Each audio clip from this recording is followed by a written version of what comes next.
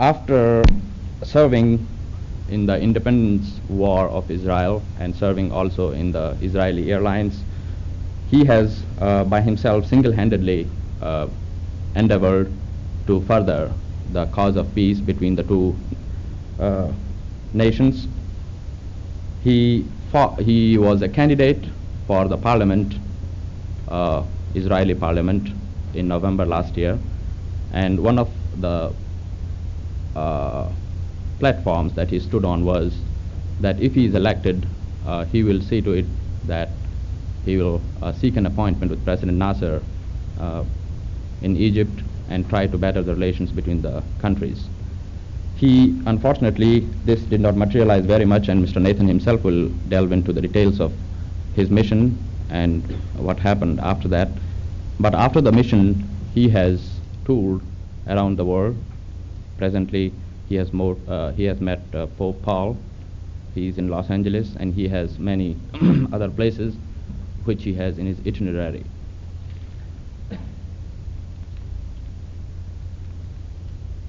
I can go on, but I don't think I'll stand between you and him. He has consented very kindly to entertain questions.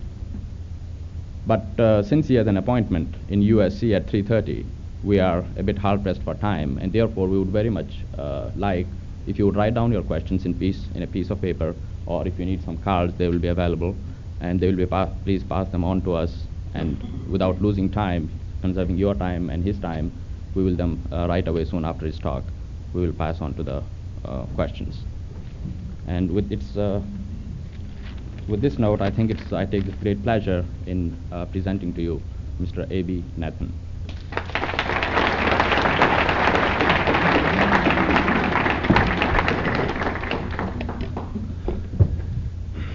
Shalom. I hope that after I finish telling you everything, there won't be need for questions. You'll all agree with me, and we'll all go home happily. Well, I think I'll make it very as short as possible, and I'll try and tell you everything that happened, how I started on this campaign, what happened during my flight, and what brings me to Los Angeles. I'll start from the point of I ran for the elections I started my campaign about 9 months ago in Israel. And the only item actually that I did have, the only platform I had was peace with the Arabs, and that I took my plane and I parked it right next to my restaurant. I have a restaurant which bears the name California, so I've been in California for 8 years already. And I parked it right outside my restaurant, and I told the people if they vote for me and I get elected to the parliament, I will consider that as enough backing for me to take this plane and fly to President Nasser and invite him to join the government of Israel in discussions, because unless we sat together, unless we brought our problems together at the table, we could wait another 17 years and nothing would happen. However, the people didn't think this plan very feasible, because throughout the years, people felt that it's impossible to sit together, that the Arabs would probably straight away put me into prison or beat me up and so on and so forth, and I didn't succeed in convincing the people to vote for me. However, the votes, when they were counted, I found that I had been given votes not just around the area of my restaurant, but people all over the country. It didn't matter if I had 2 here or 5 or 15, but the Bedouins, the Arab population, the Christian minority, and the Jews in the kibbutzim, all these people send me their votes from different parts. So I felt I had, so to say, a voice in every little town. There were some people who felt the way I do. So immediately I circulated a petition through the newspapers, and I asked the people to sign this petition irrespective of what political party they belonged to. Since mine wasn't a party, it was a one-man effort, and the funds were entirely my own. Suddenly people ran after the idea, and within 10 days, more than 100,000 people signed this petition and started to send it to me, to the extent that I had to tell the post not to accept anymore, because they had to send it post-free, and every letter that came I had to pay postage on. So when we got this 100,000, when I got this 100,000 certificates, and the government of course didn't believe, and nobody believed I would get so many signatures, I displayed it before the public, and I announced a date, the 8th of March, that I would fly. In the meantime, I wrote letters to people all over the world. I wrote letters to people right here, to the President, to Robert Kennedy, to people in the United Nations. Kennedy did reply very favorably. On the other hand, the United Nations were very skeptic. Ralph Bunche figured that this plan was not right and that I would be imprisoned for illegally crossing the international boundaries of a foreign country. He quoted me all the United Nations laws and was sure that I would be imprisoned and my plane confiscated and the world would see this just as a stunt. Well, as I said, he only looked at it from the law point of view and did not see any human angle in it, and he probably been away from the Middle East for a long time. I received letters from in Europe by many people, including men like Jean-Paul Sartre, and in Africa from Kenyatta and other leaders. I tried to renew my flying license, even though I was a pilot for 15 years. For 7 years I hadn't been flying, and I found I had a lot of difficulties getting this license. So one late evening I called over the Reuters correspondent, a local correspondent, and my lawyer, and we sat in my room on the 27th of March, and I started to write my will, give away all the things that I had promised to give to people, and paid up all my debts, and we decided the next morning at 8 I would fly, without anybody knowing. So we went down to the airport, took a photographer who also didn't know. We said, we are doing a rehearsal for the 8th of March, and the mechanics were posing with me in the picture. They didn't know I was going. I started the engine. I started to taxi out on a test, and while everybody was standing by watching, I just took off and headed for the sea. Like the reporter said, this is the last you've seen of him. Well, I was naturally it wasn't a joyride. It was something that at that stage I don't even know what I was doing actually. It was things for so many months I've been talking about it. And when I took off, at first I started to be afraid of the Israeli fighters if they intercepted me. But I knew I was flying so low that the radar, they'd have to check the fish first on the water before they spotted me. Having crossed the boundary of Israel, I was naturally afraid for the Egyptian jets, because only a month before they had a big picture of this plane, and the ad said, this pilot wants to fly to Nasser to talk peace, and he's not even afraid of our MiGs shooting him down. So that article did bother me, but again I flew so low, they didn't know I was there till I landed. As I landed I was on my way to Cairo actually, but having flown so low and fast, I used so much fuel, and it was so tempting to see the airport at Port Said. I said I shouldn't take my chances anymore and may as well land. However, I landed there. I got off and I was ready to make a little speech as the authorities came over. And the guy just looks at me. I said, do you speak English? He says, yes. So I told him I'm Abie Nathan, and I told him the story. And he still looked at me. He says, you mean you come from Israel? You got a flight clearance? So I said, flight clearance? Mister, you mean you haven't heard of me? He says, no. I said, that Reuters man, I'll kill him when I get back, because he promised me within 5 minutes everybody would know. They'd wait for me at the airport. So I had another petition, a copy of a petition written in Arabic, and I took it out, and naturally I showed it to him, and when he read the whole article, he got the picture, then somebody in the audience started to talk Arabic, that they knew me and came out and shook my hand. I must tell you, on this plane also I had absolutely nothing. I had no parachute, I had no batteries, I had no radio sets, I had barely a compass in the plane, and I carried with me a Bible and a prayer book. I thought I would give, come there with a Bible, and so, man of peace. However, they took me up to the tower, and the telephone started to ring to Cairo and all over the country. Israeli plane. They had to repeat it a few times to say it was an Israeli plane here. So the intelligence people came. In the meantime, they were extremely kind. This is something that I was ready for the first guy to either punch me or to grab me by the collar or to put me in a room. Instead, I was served with tea and coffee. I had about 10 cups of coffee in the next hour. And when they found I was freezing, because I was flying in an open cockpit throughout the flight, they brought me electric heaters, put it in my feet, another electric heater at the other side, so I'd keep warm. So I said, these people in Tel Aviv would get a shock if they knew what was going on here. Anyway, they took me to intelligence. I made my statement, and all this time they were extremely civil, and nobody bothered to ask me any question of security about anything. Apparently, the other officials had heard about this efforts of mine. Then they took me to the governor of Port Said. Once again we sat, and the governor says, will you have some coffee? I said, no, thank you.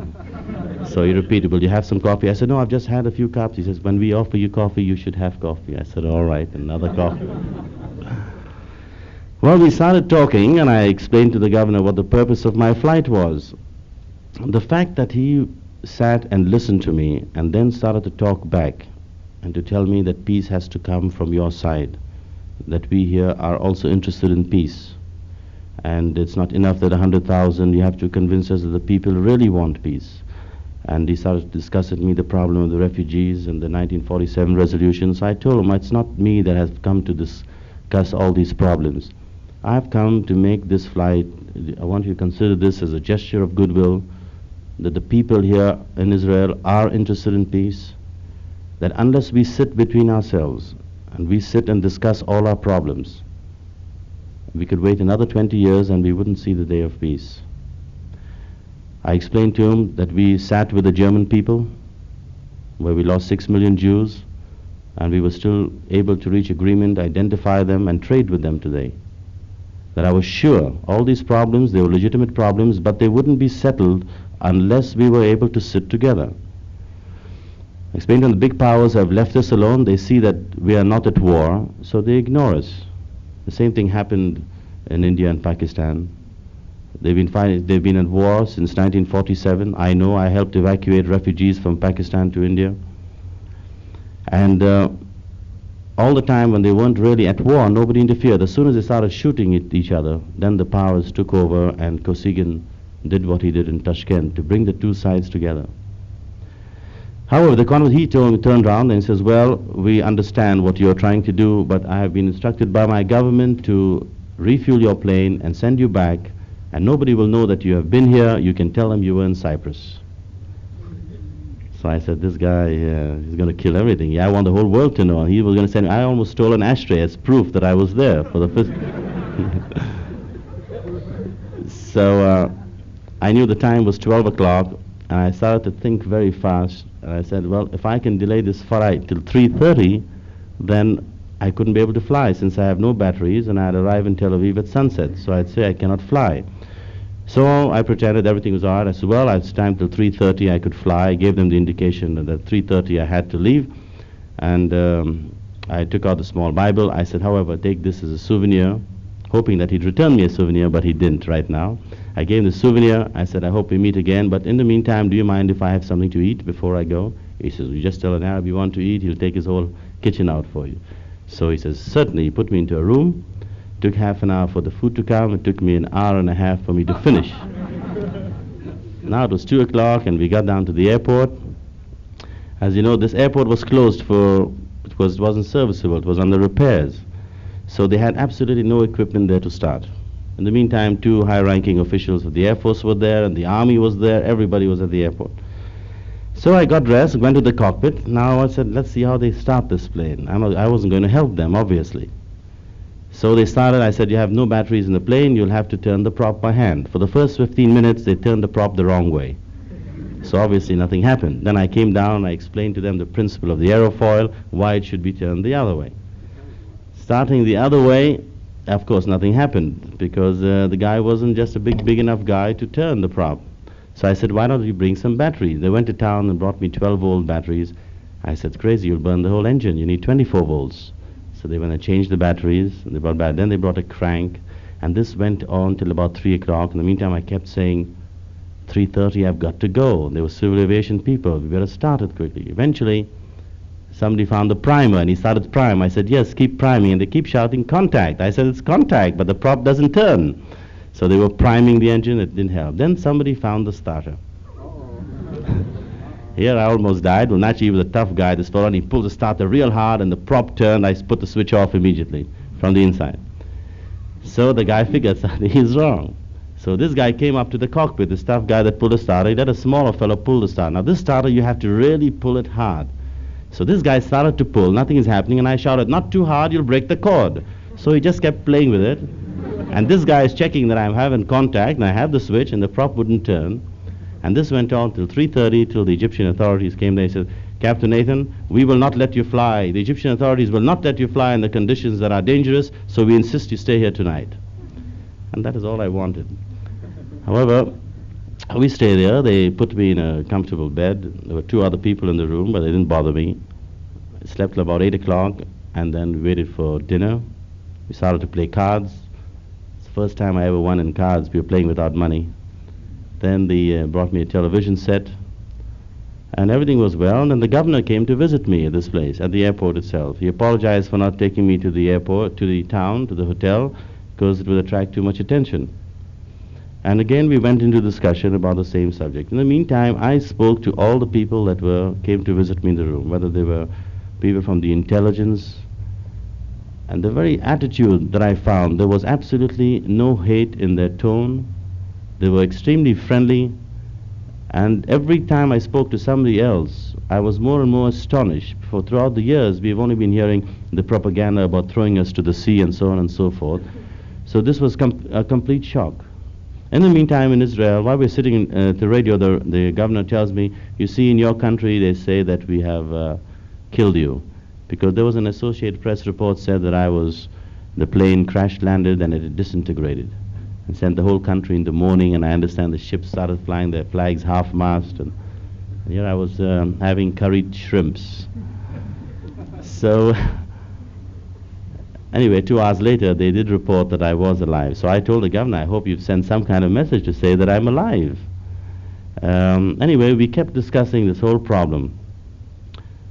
And the same thing again, he brought up the question of the refugees, and I tried to impress him that unless we sat together, nothing would happen. So he told me, you need more people to back you in Israel, and that your work is in Israel. This was the official, what he was supposed to tell me, and he told me. Then they took me on a tour of Port Said. They showed me a whole street full of cemeteries. There was a lot of hatred for the French and the British because of the bombing in Port Said. But interesting thing was, there was another plot. You see, every other corner they had monuments of the martyrs in memory of those who were killed in the Suez campaign. And there was one empty plot where the driver says, we were going to build another monument here, but we decided enough of monuments, and we're going to build a hospital. This to me also was a sign that people were tired of this talk of war and all this hatred, that it wasn't coming from the man in the street. And to me, this was a complete eye-opener.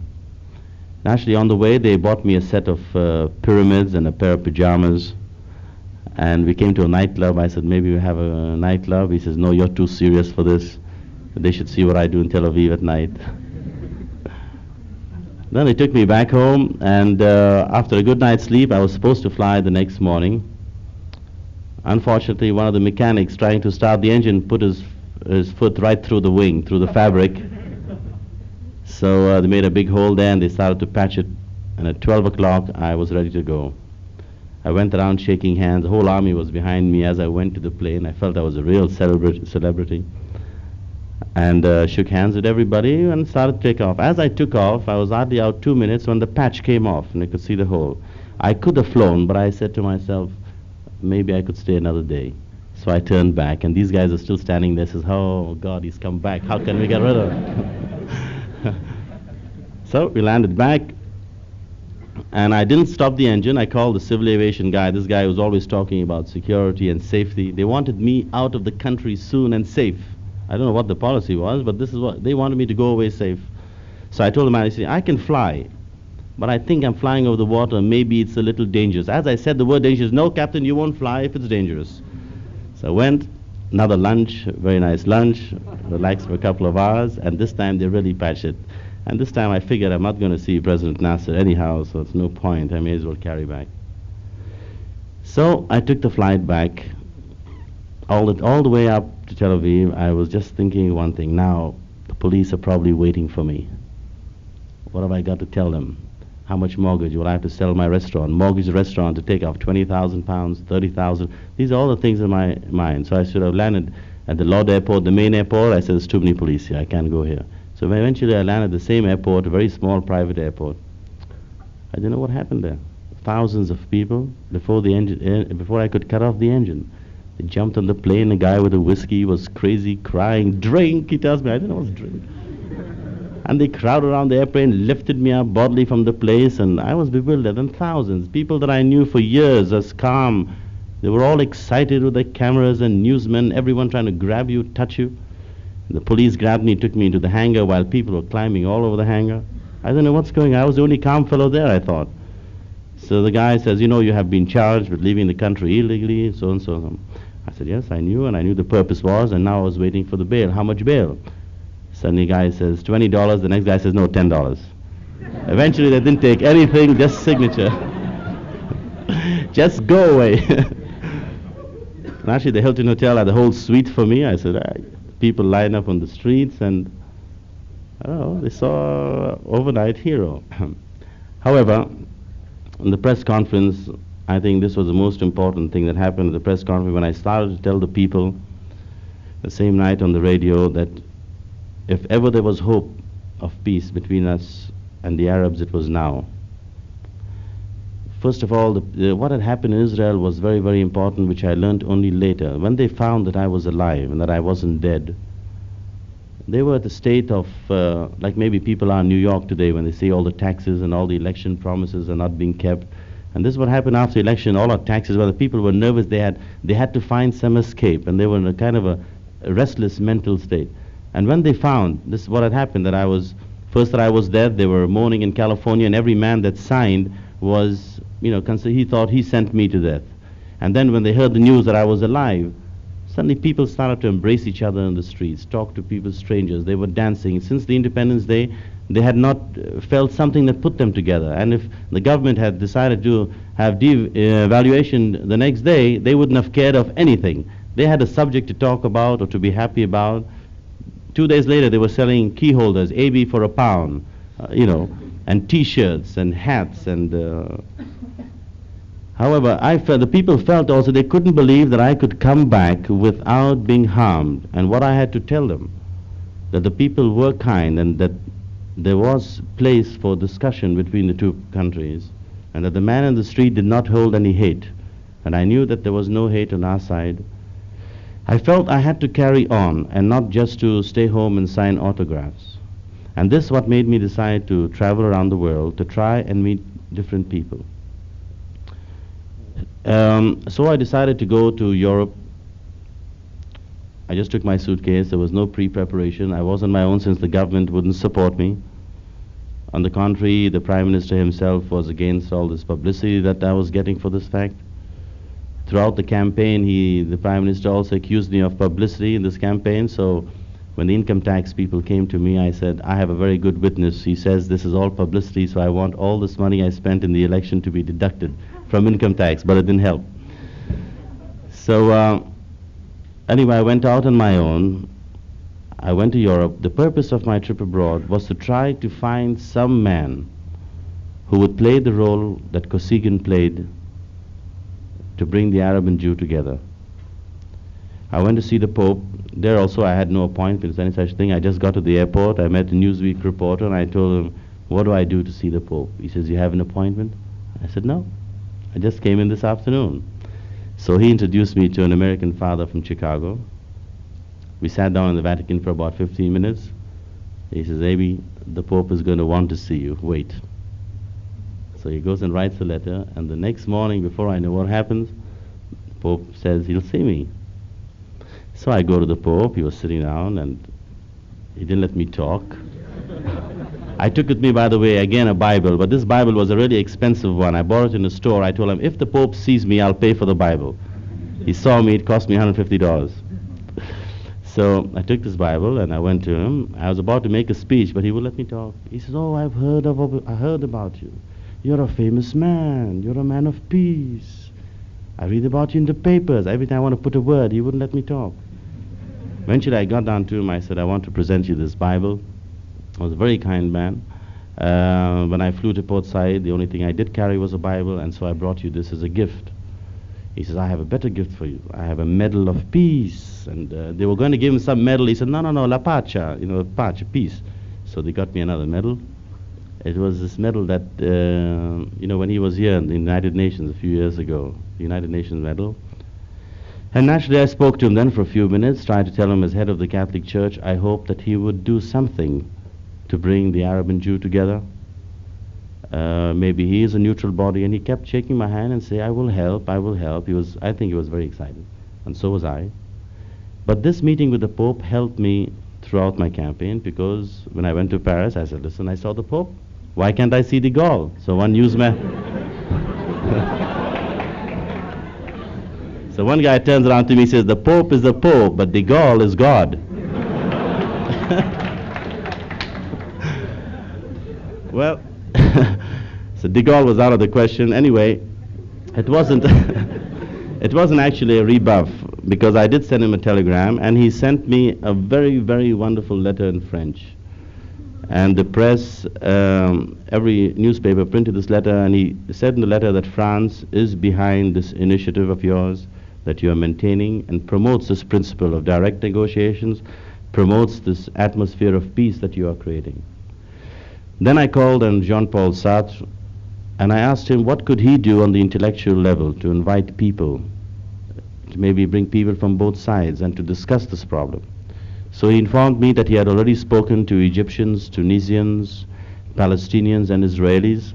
He was going to come up in October with a special pamphlet on the subject. And in January he had already applied to visit Egypt and to visit Israel in January, 2 weeks either place, and he feels that by the fact that nobody objected to his visit, that there is a sign that things are quietening down. And he told me that I should carry on in my campaign. I should, on the man in the street level, the public level, maintain this atmosphere of peace, while the politicians to take advantage of this. There's the same story with Francois Mauriac, who also tried to tell me, don't be discouraged, it's easier to make a date with the Eiffel Tower than with de Gaulle. And it was also extremely friendly, and he also told me that I must carry on in this campaign. So then I came to the United States, where I said to myself, this is the country where you want to see the president, you knock at the door, you see the president. Stayed in my hotel for 10 days. I got a bill of about $200, telephone calls, New York, Washington. I spoke to every girl's secretary. They kept saying, keep call back, Miss Nathan, we know you're in town. Keep call back with Humphrey, keep call back with everybody. So yesterday I got mad, I took the plane, went to Washington. It didn't help. They kept saying, keep call back, or they were too busy. Well, I felt that in this country, it is a shame, because I think the leaders here can take a more active part. I understand that they're busy with Vietnam and with de Gaulle needling them with NATO. They have enough problems on their hands. But I'm sure that if fighting started in Israel, between Israel and the Arab countries, they would all jump. And it's a shame that if we have to wait for the two sides to start fighting before the powers come and take over, like they did between India and Pakistan. And so I tried to convince. I was told that tomorrow I will know if President Humphrey will see me, Robert Kennedy will see me on Saturday. The purpose of meeting these people, I didn't feel that tomorrow they were going to make the peace, but I felt that if I saw them and I carried on to Europe, back to London and back to Paris, where I hoped my presence would be most effective, I felt that meeting these people would be like some more moral backing and to help me carry on. Maybe if I do meet Humphrey and Kennedy, it would help. I met the mayor of New York. I thought I had problems, but he really has problems. And he was also very helpful, however. Well, this is in short my story. I believe that we can live in peace with the Arabs.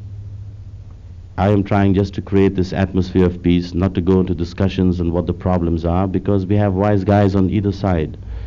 I'm sure that the troubles in the hands of politicians on both sides, their hands are frozen. I believe that Nasser can come up tomorrow and say he wants peace, even though deep down he feels today, especially economically, he could benefit more by peace than by war.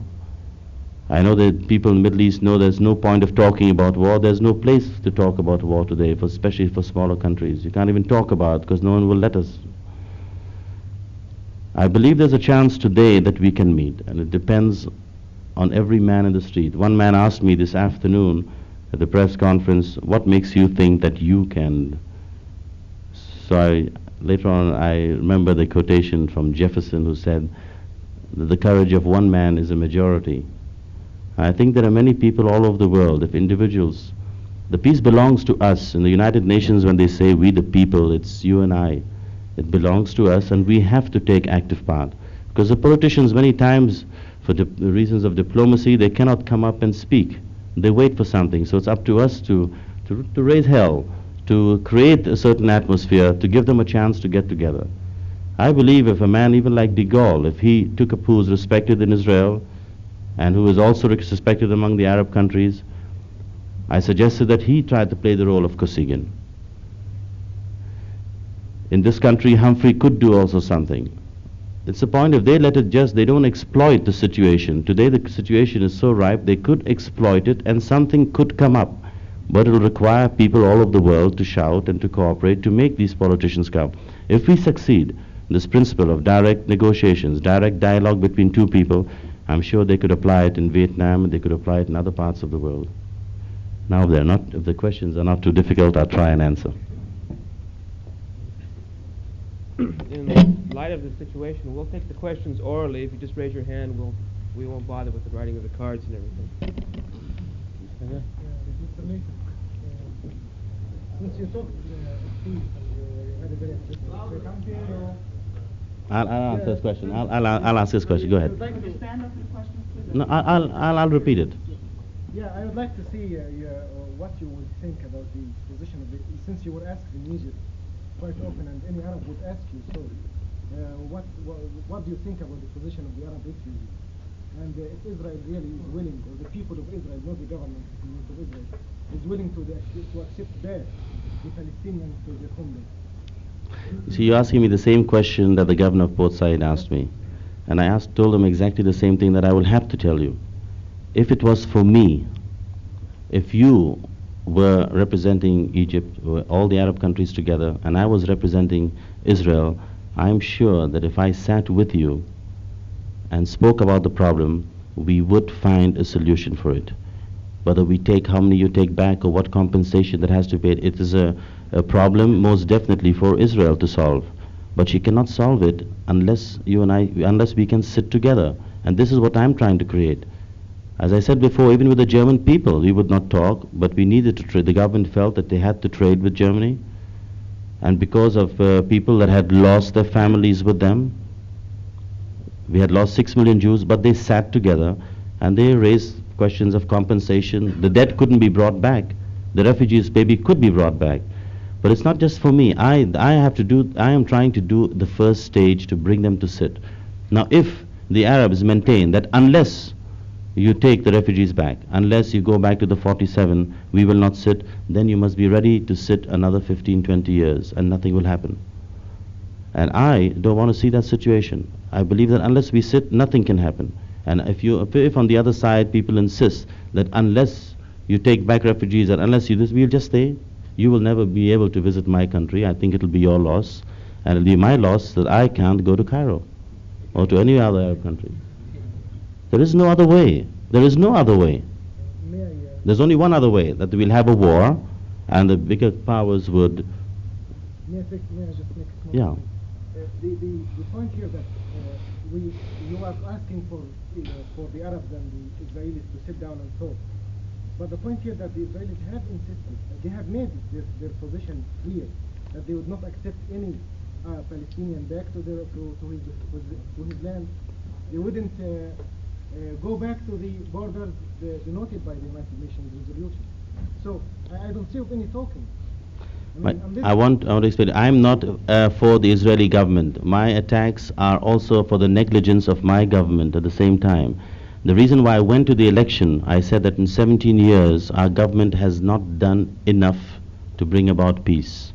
And this is the first sentence of the reasons for my running to the election. This is the main reason why I went on this whole campaign, because I felt we had not done enough. When Bourguiba spoke, and he was the first Arab leader who had the courage to say that Israel is a fact, and he also made claims about the refugees and the 47, even though his terms were not acceptable to Israel, I felt that the Israel government should have followed him up and not ignored those proposals completely. So we're talking about the same thing. I agree that there is a problem, but it will not be solved if my government says we won't discuss and your government says unless you do that we won't. I'm trying to get both the governments to sit down, and they can be brought if one of the world powers forces them to get together. In 1948, they locked them up, I understand, in a room, more or less to say, in Rhodes, the Egyptians and the Israelis, to sign the agreement. And we have to do it again today. I think factories in Egypt, I know, are lying idle. They could use Israel know-how, and we could use the Arab markets. We could have a new world in this area if we had peace, including the problem of the refugees could be solved. You had a question? What would you say the chances are for Israel to initiate the willingness for negotiations? Would you say the Israeli government would be willing at the moment to accept the negotiation?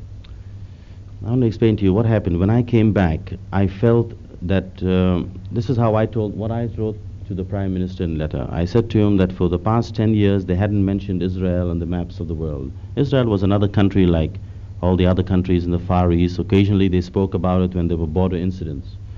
So I told the Prime Minister, the fact that we are on the front page now of all the newspapers in an attempt to make peace, that he should exploit it. I suggested to the government on the same day that the Prime Minister should go on the radio and tell President Nasser, because you released this man, well, you had every right to arrest him, to confiscate his plane, and to imprison him. The fact that you released him, we see in this a gesture. Whether it was a political gesture, it's not important. It was a gesture, and this man was set free. So today we will release 10 infiltrators. Even though these men had come with guns, I suggested to the Prime Minister to release 10 infiltrators to return this gesture, and so maintain this atmosphere, and to carry it on till wait for the next move from the other side. In order, the word will say, we would have been in the press again, they would have said, bravo Eshkol, that he returned such a gesture. So the way is to bring also, in my part, to bring the government to do things to carry on this atmosphere. It's not just that I'm trying to promote that the Arabs should do it or the Israelis. I'm trying to bring the situation that both governments, that the people themselves. 2 days ago, the government announced, for the first time, I've been on this campaign for 9 months, and for the first time the government announced, we believe Mr. Nathan is serious and earnest in his intentions, we will drop all charges against him. So now at least I feel I'm not a fugitive from the law. But at least they are agreeing to the fact that what I'm trying to do is sincere and that it is in effect helping, or they would not have done it. So the point is for both sides, not just to wait for the Arabs. I believe that Israel also has to make some gestures. But if there was a Kosygin appearing in the scene, he would bring the two sides together. And what happens when you sit together? Supposing Israel doesn't accept, so there will not be peace. Or the Arabs don't accept some of the conditions there, but at least they've made an attempt to sit and solve. Because unless we sit and solve, nothing's going to happen.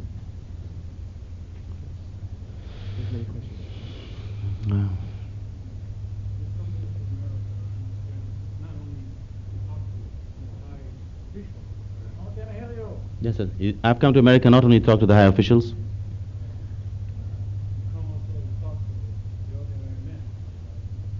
Right.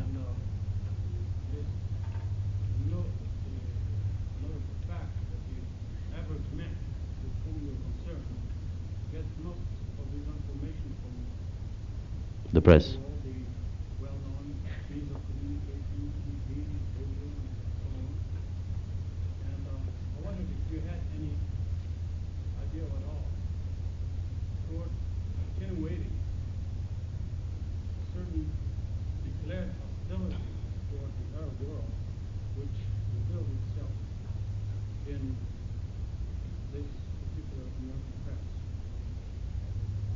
You mean there is hostility against the Arab press, against the Arabs in the American press? I'm in the same line. We're concerned with the ordinary men. Because we're not dealing with high officials. You know, high officials, they have their own. I'm talking with the ordinary men, and we all know where you get this information. And it takes only to open the daily newspaper, and you'll see how much is for the Arabs, how much is against. Well, let me try and answer you. I've been here now 10 days. In all honesty, I saw one article by a reporter, I think in the either New York Times or the Herald Tribune, who wrote about the refugee problem, about his visit to a refugee camp. I don't think that was anti-Arab. And I hadn't seen any, I did not know of this anti-Arab feeling here. But I tell you how I got to the people. I felt that when I was in a taxi cab in New York, and I usually try and ask the cab drivers because I feel they are the barometer. Because I asked the guy, what do you think about Lindsay? He says, I voted for him, but not anymore. So I knew that the people were against him. So this man recognized me, and believe it or not, I had an 80-cent bill, and he says, this is on the house, my contribution to what you're doing. And I didn't believe that this could happen in New York. So I think the man is... But I don't really know of the, that far. I haven't gone to find the American attitude. I spoke in the State Department to a number of officials, and they seemed very neutral. On the contrary, they told me they are interested, but I see they have other problems. They just left our whole problem aside. Did your flight receive coverage in the Arab press? Syria, Egypt? Well, I got so close to Nasser, I was 5 inches away from him on the front page. They had a picture of Nasser, that's as close as I got, and I was on the front page with him. In Egypt. All the Egyptian papers gave me front page coverage the day I was there. Every paper. And I said they reported word to word exactly what I had stated, that I had come for peace, and what I had come there for when I came, the whole detail, but there was nothing anti. The only thing anti was a few days later when a newspaper man wrote that tell Mr. Nathan not to try again, we'll shoot him down, and what's more, he didn't pay his landing fees. So I sent him $10 from Rome. I sent the governor, I said, this is $10 and a box of candy. The $10 is to pay my landing fees. That's all. Question here. Well, Nasser is trying to be the head of the United Arab Republic. He is. So, wouldn't it make more sense, in order to get people to talk, to place pressure on Nasser by talking to some of the Arab leaders who have advocated peace with Israel or who recognize it, and having them place pressure on Nasser in order to talk? I don't think any Arabs can place pressure on Nasser. I think he needs the willpower. We must understand what Arab politics is like also. One day we hear Nasser saying that Hussein is a dog, and the next day he says, welcome my brother to the airport. So they're one day fighting, the next day they are friends. You understand? So I believe that it requires not the Arabs between themselves to bring, but people to convince Nasser himself to sit. When I was in Port Said, I spoke to the Air Force chief, and I told him, I can't go home empty-handed. Maybe I should fly to Lebanon. And he helped me make a flight plan how I should go to Lebanon, convinced me that I had enough fuel. But he says, Captain Nathan, what do you want to fly to Lebanon? If Nasser says no, the Lebanese will also say no. So that's why in the first place I went. Now there was a report from Reuters from Paris 2 nights ago, and they woke me at 3 to tell me that President Bourguiba, from usually reliable sources, they've heard that Bourguiba will receive me. That means I can go this time by visa. I hope so. Maybe a question back here. Yeah, sorry. If you were in the position of being an official in the Israeli government, how would you view the possibility of a conference with preconditions by the Arabs? You mean from my side? I would welcome without conditions to sit well, it depends what the conditions are. They tell me, there was one man here, Dr. Mehdi, he called himself, what did he call himself? Secretary General of the Action Committee for Arab-American Relations. He came with a proposal. His proposal, there are so many Jews in America. America could do with 1 more million Jews. So let's take all the Jews from Israel, bring them to America to visit their family. He spoke like he was an immigration officer, right? And this is his plan. So it all depends what the preconditions were. I think, but you can't really make, you see what's happened, this precondition business has failed for 17 years. It's been for 17 years we've been talking about the same preconditions. We feel that it hasn't helped. So maybe if we didn't make conditions, and get to sit down together and then bring out the conditions. So nothing will happen, we'll go back to our camps. But I believe this is only to save your face, more or less, in the part of the Arab world. If we sat down, so if we didn't agree, we didn't agree. But at least if we sit down and make one attempt, I know that I feel, personally, that if I was heading this committee, I believe we would come to some agreeable solution which will be accepted on both sides. So in essence, you say that the conference is possible only without preconditions. I don't say only. I want some big guy to say, sit down, make them sit down. Maybe behind the door they can make conditions. I just don't want to see the situation where for the next 17 years I will have to go to the army every month and every year do my reserve, and every other man go to the army and every girl go to the army, and all our funds go to our defense. It's time after 17 years that we live in conditions that could be good for both sides. Okay, we'll only take 2 more questions because Mr. Nathan has another appointment at Figueroa Tech on the other side of the Please. campus.